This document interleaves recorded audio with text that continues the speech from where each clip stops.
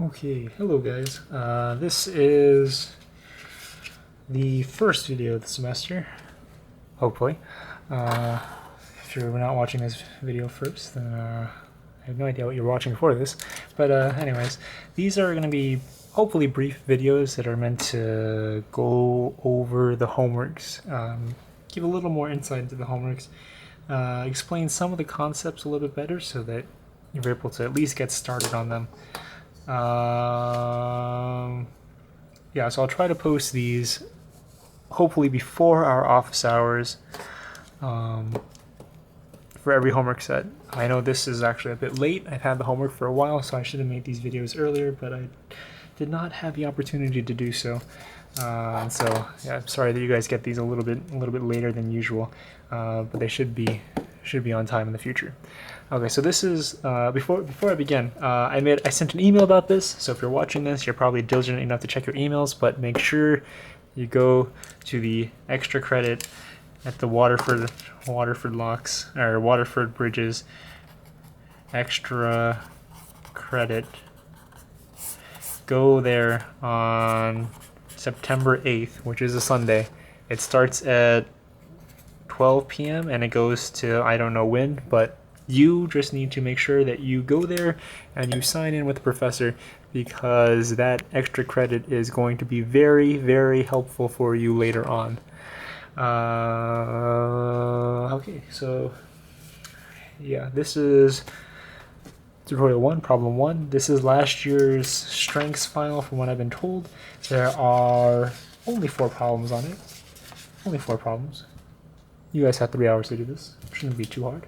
I'll admit that it took me about an hour and a half before I looked at solutions, and I was just too lazy to do this by myself. So I'm just gonna briefly outline some of the key points I think, and hopefully this should take you much less than 3 hours to do. So yeah, like as you can see, this is the solution. The solution is actually not that long. I mean, it's about 4 pages long. The solution is about 4 pages long, about a page per problem. So let's get started. The first thing I want to do is just highlight some of the equations you're going to use. You guys got a whole solution, not solution. You guys got a whole equation sheet. You guys got 3 equation sheets from what I recall. And I just wanted to show you that you only need to know a few of them, but once you know how to use these, it makes all the difference in the world. Okay, so let's get started. This is problem 1. Problem 1, I don't know, to me I actually saved this problem for last because I thought that it would look like a gigantic pain, but it's really not that bad. Before we even start, if you look at this, or just read the things, what are you looking for? You're looking for the critical stress with respect to 2 planes. You're looking for the maximum force allowed in the cables and total energy of the system, whatever that means. So you're looking for four things. So how should we get started with this? So first, you want to take a look. What is stress? Right? It's not asking you to find the critical stress of the problem. What is stress? Stress is just sigma equals P over A. Right, and I'll try to write. It's hard for me to keep this level with the camera usually, but I'll try my best to make sure that it's not crooked when you guys see this. Sigma is equal to P over A. Right, we're trying to find the maximum allowable stress. We have no idea what that stress actually is, but we're trying to find it. We know what A is. Maybe we have an equation for P. Right, maybe, just maybe we have an equation for P. And I'll try to be diligent about my markers. I'm not always good at doing this, but not nearly as good as Professor Letchford at changing markers, but marker colors. If you go back to the equation sheet, what do we have here? We have some equation for P, and it's talking about columns. I don't know if it's useful, but let's try it. Yes, right here. See, we have the sigma critical. Let's look at this P critical. If we find the force P first, it'll actually be more useful because we'll need that force P later on. So we'll just look at this for now. Let me try changing colors. I don't know if blue is actually legible on here, but hopefully it is. So P equals pi squared EI over L squared. And whenever you see a formula, you should make sure that the formula makes sense to you. If we ignore pi, which is just a scaling constant, and if anyone ever asks you, well, why is there a pi squared term in here? When do you ever see a pi squared term? You only ever see pi squared terms, I think, when you're talking about solutions to differential equations. And that's what this is. This is a solution to a differential equation. So if anyone ever asks you, why is there a pi squared term in here? It's a solution to a differential equation. So now you know why there is a pi squared term in here.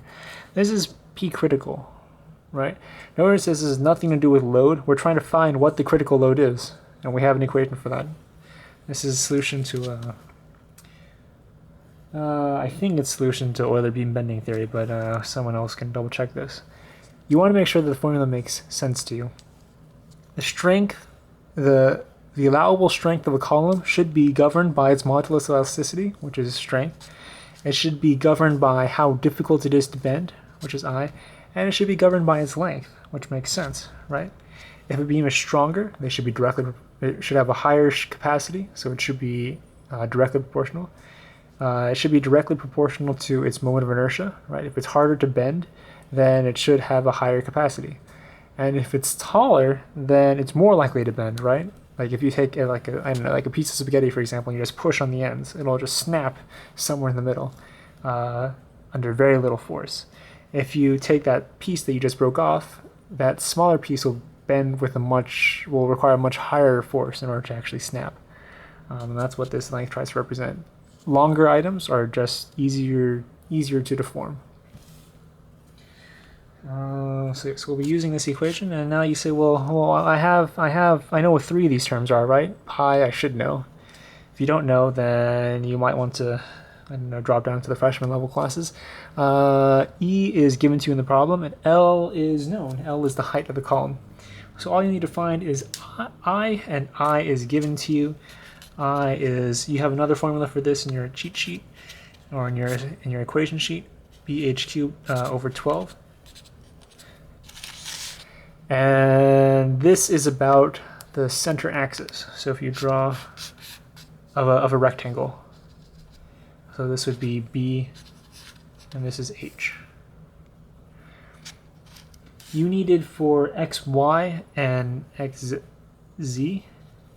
So this is going to be your Z-axis, and this is your Y-axis. When you're trying to find I, Y, Y, you're going to use this is going to become your base. When you're trying to find I, Y, Y, this is going to become your base, and this is going to be your height. So you're actually going to have, if I keep the constants here the same, it's going to be H times B cubed over 12. And that's it. Plug this IY. You have IY and you have IZ. Plug IYY into this P, and that gives you your sigma XY. Plug this IZZ into here, and that gives you your sigma XZ. And that is the first two parts of this problem. The next two parts of this problem are we're using this force P. Basically what you want to do is these cables are pre-tensioned. So that means that when you look at the cable this way, for example, if you look at the cable, you have a P, this is your P critical, your P ultimate, if you will. This is the P that governs the capacity, and you want to find out the ratio of, I'm saying this wrong.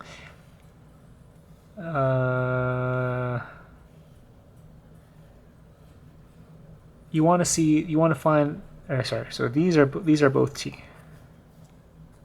And this is P that you derive from here. You're going to have two P values. You need to find two T values. So you want to find the value for this, and it's just a geometric thing. You just want to relate this to, so this is going back to like physics. You just want to find out what T has to be in order for this to be in equilibrium. That will give you your T allowable, and then you want to I'm not going to tell you exactly how to do this. You should look at this for a few seconds. It only takes a few seconds, but figure out how you incorporate that factor of safety. So you want a factor of safety of 3. And this 3 should be the ratio between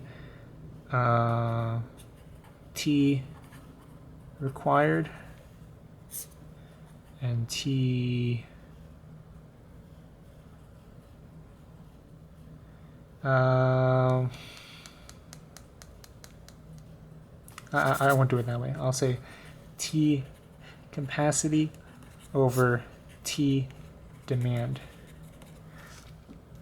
So your capacity should be larger than your demand. And your demand is what is calculated here. Finally, part D is asking you for total energy of the system, which I don't know. I've always found that particular way of expressing it to be kind of funny. But that's just me, I guess. You want to use this equation here. I won't tell you exactly how to use this equation. That's what office hours are for. So if you need help figuring out how to use this equation, just stop on by. Yeah, this will be a good test to see. Sorry. Hopefully that was visible for most of it. If you need to figure out how to use this equation, just stop on by one of our office hours, and that should be that should be everything for problem 1.